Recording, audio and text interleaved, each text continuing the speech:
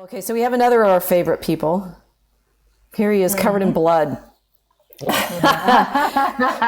Wearing interestingly chains, which has been coming up in. I think Dave Chappelle has made some use of chains in his recent SNL moment, talking about what those heavy gold chains mean. And here's Milo in a hat, which I can't remember. It says it's one of the again hats. I can't remember what that one said.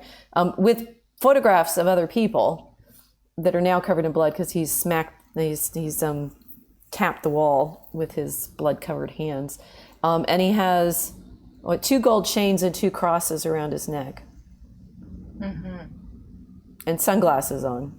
There's a lot in this image. I wonder if he knew that. Can you break it down for us, please? I just gave you all the elements. So we were looking at pictures that other people drew of Kim and Ye, and saying that's their desire to be in a picture. Well, now I'd say clearly Milo made this picture, although photographer took it, but he's setting himself into this image moment to make an icon, which is an interesting. What do you see in this picture? I know what other people have seen, and they've been very worried about what the significance of this particular what was maybe another element that's important people may not know. This was for an art exhibition. Right? It was I think they called it Twinks for Trump. I'm not sure, but it was Lucian Wintrich's photographs, right? Is that right? It was an exhibit that they held in New York. I guess the last time I was on this side of the Atlantic, and that they'd had some trouble. On the side of the yeah, they'd had some trouble finding a location for it, and so there was some drama around that. And it was Trump related art, so this had a political context in the imagery that he was performing here, but it was meant as a performance piece, which then photographs were taken of, which are now stills, which we can now talk about. Yeah, well, apart from the obvious, which was like everyone saying, this is some kind of Illuminati initiation. But that's like... Are we worried about these? I mean, it could have been accidentally. He's sitting in pig's blood, which he reported was very cold. Because you have to, and I pre-warm it for it. No, and I've actually to get it was actually a bit of an adventure too, because they had to get it from a butcher. I think imagine that there's people. Indeed, it's like to where did the blood come from? What happens to if you're having your breakfast and it's ham? What happened to the pig? Yeah. Okay, so it could have been some horrible initiation. Well, it was it was an initiation, but that's just because art is an initiation in my mind. All art is, because you're being given an experience that you didn't have previously that should change you in some way. You're not the same after you've seen it. So in this sense, yes. But what was it in particular? I mean, I don't know. We have to ask him. Was he glowing afterwards with the force of 1,000 suns after being imbued with some kind of like occult power, or was it just bringing people into a multi-sensorial icon? And that's what it looked like. It looked like a multi-sensorial icon of something, which was hard for people to unpack because I don't know if people think about those things consciously necessarily. They don't see art performances like that. But it's like bombarding all of the senses at once with different messaging that gets collated, and then it's like, okay, so then what are we actually looking at here? What is the artist trying to show us? which didn't look very scary. At the in the whole surround experience of it, it seemed like the point wasn't occult, it was revelatory. Which we should attend. Is that making sense? I'm sitting here telling you, it's like I wish I could take notes while she's talking. Because that's how I. Okay. That's how So I forgot my fidget toy too, and so I'm literally sitting on my hands because otherwise I'm in trouble. And I realized, as I listen, I need to write so that it goes in. Occult versus revelatory. Bingo. Right? Yeah. The occult, you did that on purpose, but let's unpack that. Just that the occult, everyone assumes, no, this is really, really, really important, I think. That occult, we assume that means something's, whatever we see is meant to obscure the truth of the message, right? And revelatory, which is what Christ is showing us the truth that, you could say, that had been hidden. He's come out from the Holy of Holies through the veil into the world. And that revelation of God then enables us to go back through the veil with him into heaven so that we understand things. And so revelation, the revelation in the scripture, but the revelation as an experience is making that which was unseen seen. So indeed, it's occult and revelatory, and that is, there's been online obviously a lot of conversation about this image of Milo, and I've seen some recently, and the reverberations of this is you're saying he's glowing, right? Whether he comes out, whether secretly he's a Fed, which is on one level one of the worst occult things you can be at the moment, glowing. Although everybody says you can see it easily because they glow in the dark. Online, so they're not in fact hidden, but they think they can be. Versus another layer down, which is he's a member of the wealthy. Illuminati, I think, is shorthand for that feeling that we have of the people in finance and business, and Ye's business, right? Show business, celebrities.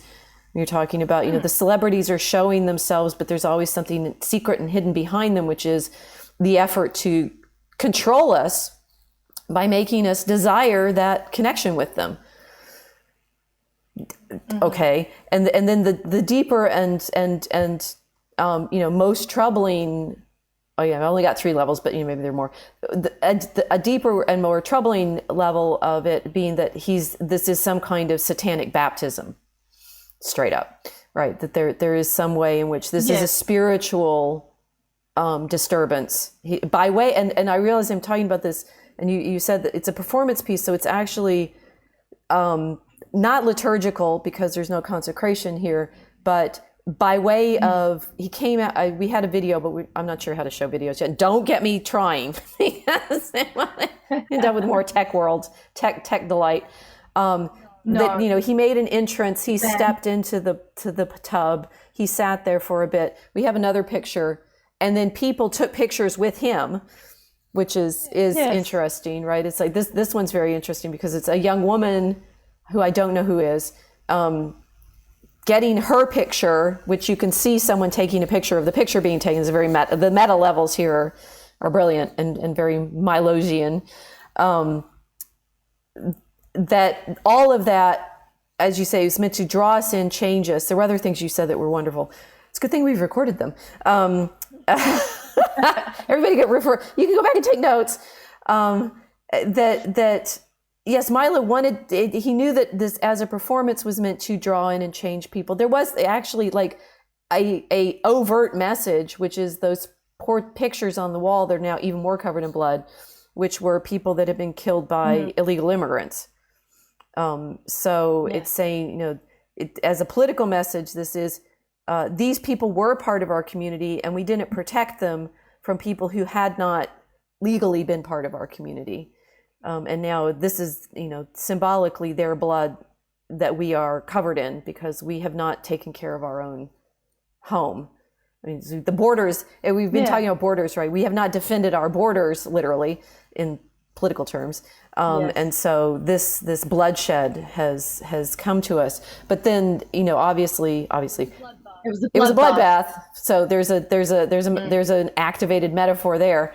But when you activate metaphors, things happen.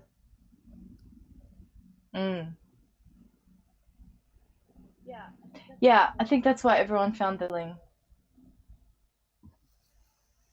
It wasn't decorative art. It was transformative art. That's why it's so upsetting to everybody.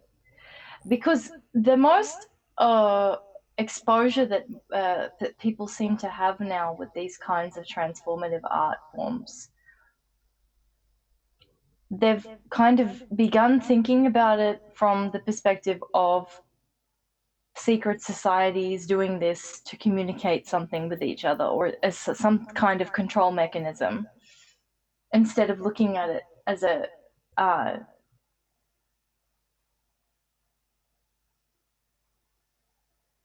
continuation of the more ancient forms of just basic human communication. These kinds of dramatic environments that people create with each other in rituals are very similar. Like I'm thinking of things like weddings or funerals or those kinds of things. It's like you've got to have particular things set up in order for someone to say, okay, I know now I'm at a wedding, or I'm at a funeral. If you have no flowers, it doesn't make any sense to have these kinds of occasions without flowers or whatever. So people automatically just kind of expect certain things to be in certain places because they're like, okay, in this multi-sensorial ritual, what are we doing? We're communicating that now everybody's going to grieve. Okay, now we're going to send this dead person off, and it's like, okay, that's fine, it's acceptable. Those kinds of art performances are doing exactly the same thing, only they're out of context. They're shocking. So that's like the shock factor that comes in. People find it very uncomfortable because they're not expecting those particular elements to be arranged together, and they don't know exactly why they're there. So it's confusing, and people get very nervous when they're confused. That's why people like Ye are so threatening. Good artists are really threatening because they're confusing people in a way that they're not expecting. Yeah. And like being transformed by surprise. Well, people, as you're saying, people don't like being surprised. That entertainment industries make money on the pretense of surprise. Maybe that's I've always disliked the believe believe what, right? But the sort of, you will be taken on this adventure, and it's like, actually you won't. You'll be strapped into a amusement park ride that you hope has no real danger. And just like, nobody likes it when amusement park rides break. You want. I mean, there's a possibility of that happening, which makes it somewhat thrilling, but that's not really why you go on those roller coasters rides. You don't want to be shocked. You want to be given I mean, it's going back to the Daddy, here's my beautiful picture of you. You want the feeling of being flung up in the air by your father, but not the threat of actually being dropped. So so I was thinking about what I said, was drawing attention to with Milo and the imagery.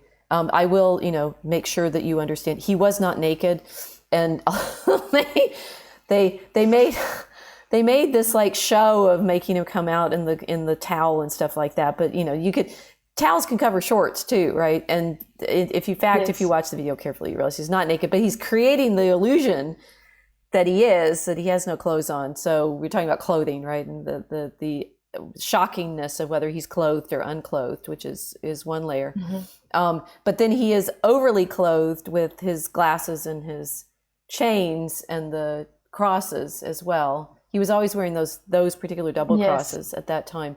What Dave Chappelle said about it was Dave Chappelle in his SNL routine, right? About the entertainers wearing chains. Oh, maybe he was saying that Ye said something about you wear the chains until you're a millionaire, but then when you're a billionaire, you don't wear the chains anymore. And Chappelle plays with the necklace that he has on, like covering it up, or it's like, oh, I'm a billionaire now, I've hidden my chain. But that the sort of ornament is in fact a chain to your celebrity, to your money, to you are enchained by this. I mean, it's gold, right? I always found those necklaces kind of disturbing because they do look like literal chains. I mean, they are literal chains. They're ornamentally chains, but they also are chains that bind you to something else. Although the crosses that Milo wears are also, you could say, which is the difference? Which is the gold chains versus the a cross that you wear, and then the glasses are hiding his eyes. So you never actually see him. It's always a mask. Milo is the character that shows up in big sunglasses. Rather than, as with the fan art with Ye and Kim we were seeing, they were trying to draw their faces. That Milo's icon is his eyes covered. Yes. Which is a kind of screen. Right. That's a two-way mirror. He often wears mirrored glasses, yes. So you looking at him end up looking at you if you take a picture of him. Yes. Right. Yeah, isn't that funny? You're looking at yourself. You will, longtime viewers and readers of Fencing Bear at Prayer, please read my blog, will know that I wrote a book about this via blogs, thinking about the way in which all of Milo's performances were showing us something, right? None of he's always staged things. Ye and Milo. Can I fangirl a little bit? Yes, I can. Ye, I mean, I was listening to Ye's Jesus is King, and I really need to listen to that a lot more. This is a mission, not a show. We're missioning here. We're, trying to draw you in, bring you into the present. So Milo was always very conscious of the vision, of the picture that he was creating with whatever clothes he was wearing, with whatever set he had created.